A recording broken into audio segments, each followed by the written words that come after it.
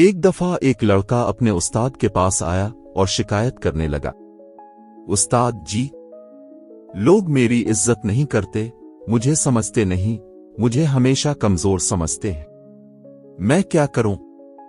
استاد نے مسکرا کر اسے ایک پتھر دیا اور کہا، بیٹا، اس پتھر کو لے کر بازار جاؤ، مگر بیچنا نہیں، صرف لوگوں سے پوچھنا ہے کہ اس پتھر کی قیمت کیا ہے۔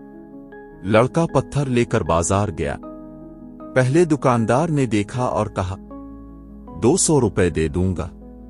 لڑکا حیران ہوا، وہ پتھر کو سنبھال کر جواہرات کی دکان پر گیا۔ جوہری نے پتھر دیکھا، آنکھیں کھول کر بولا، اگر بیچنا چاہو تو میں 50,000 دینے کو تیار ہوں۔ لڑکا ہکا بکا رہ گیا۔ آخر میں وہ پتھر لے کر پرانے قیمتی پتھروں کے ماہر کے پاس گیا۔ اس ماہر نے پتھر ہاتھ میں لیا، مسکرا کر بولا، بیٹا، اگر تم اسے فروخت کرنا چاہو تو یہ لاکھوں روپے کا ہے، یہ بہت نایاب پتھر ہے۔ لڑکا دوڑتا ہوا استاد کے پاس آیا اور بولا، استاد جی، یہ لوگ ایک ہی پتھر کی اتنی الگ الگ قیمتیں کیوں لگاتے ہیں؟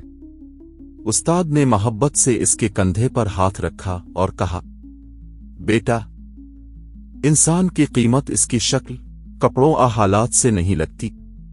جس انسان کی نظر میں تمہاری قدر ہوتی ہے، وہی تمہاری اصل قیمت پہچانتا ہے۔